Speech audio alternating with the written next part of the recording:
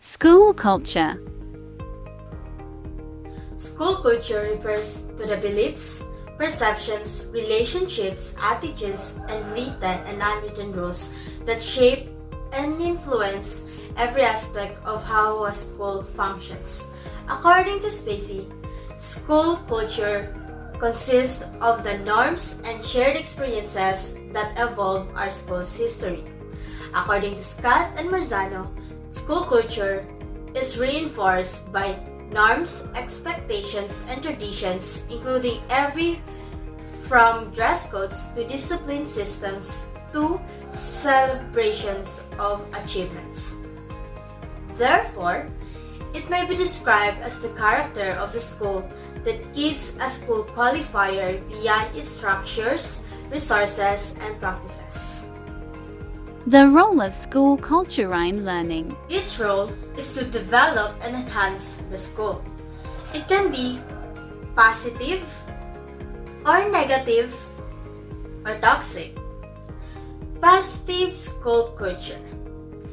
It is a place where your efforts are translated into positive experiences for both staff and students. Success, joy, and accomplishment are all features of a positive school culture. It also fosters improvement, collaborative decision-making, professional development, and staff and student learning. Like for example, involving parents. It's more like a PTA. Ask about their hopes or concerns regarding their children's education. Parents can also be asked to be on event companies or committees or to participate in school fundraisers. Another example is complimenting kids in order for them to feel that they are cared. An example of it is a ceremony recognizing students for outstanding achievements. Negative or toxic school culture. It is a place where staffs are extremely fragmented, where the purpose of serving students has been lost. Example of it is where school staff fails to figure out what's needed to cultivate the characteristics necessary for students' growth and learning. Element of positive culture. Collegiality. The school atmosphere is friendly. You can be yourself. Experimentation. The atmosphere encourages experimentation and welcome mistakes as part of their learning process. High expectations. One's level of achievement is always lower than one's level. That aspiration to problems that arise. First, expectations are subtle and difficult to change. Teachers may unaware that they have low expectations for some students, and even they become aware of it, they may have difficulty changing it because beliefs and biases have developed over the years. Second, what actually communicates expectations to students is teacher behavior. If the teacher tries to change its biases but not its behavior, it will have little effect on student achievement. Trust and confidence. Students, teachers, school heads, and parents relate well and work well because their relationships are solidly built on trust and confidence. It can also lead to an honest and open communication. Tangible support.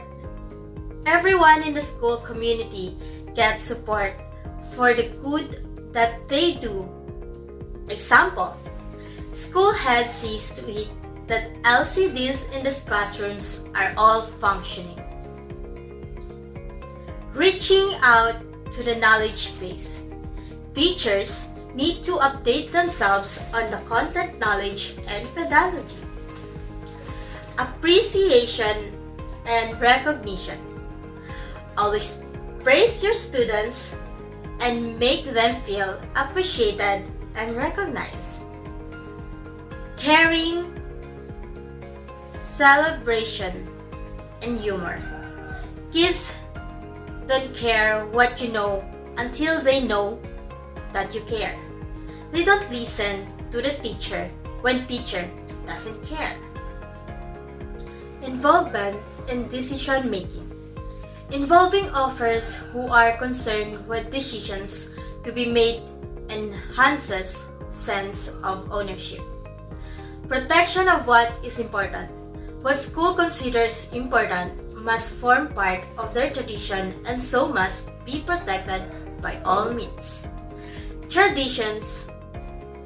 A school must have an intentional culture-based program on shared values, beliefs, and behaviors. Honest and open communication. No one gets ostracized for speaking up his mind. Everyone is encouraged to speak his mind without fear of being excluded from certain group.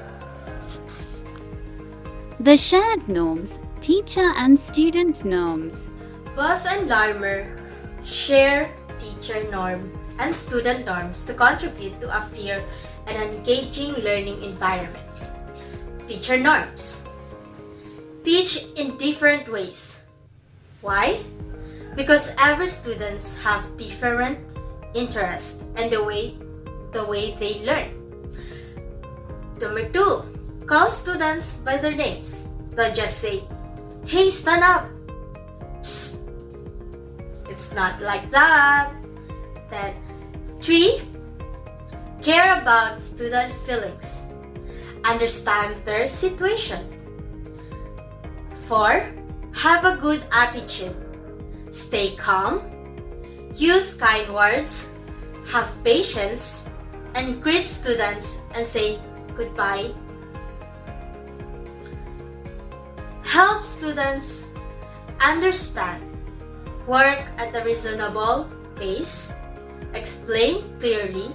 Support different learning styles. Expect the best.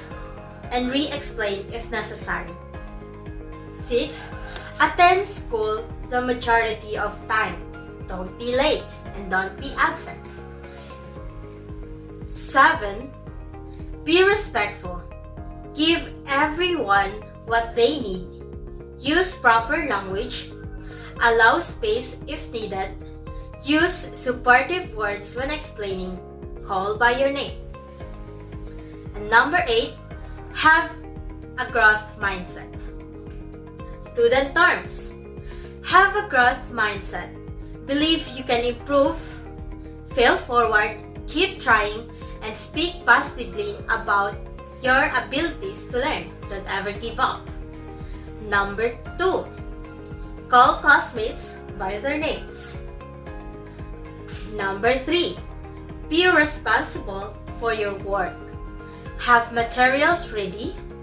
Advocate for yourself. Be a professional. Meet deadlines. Participate. And be on time to the class. 4, listen to the teacher, classmates, to guests, and their directions.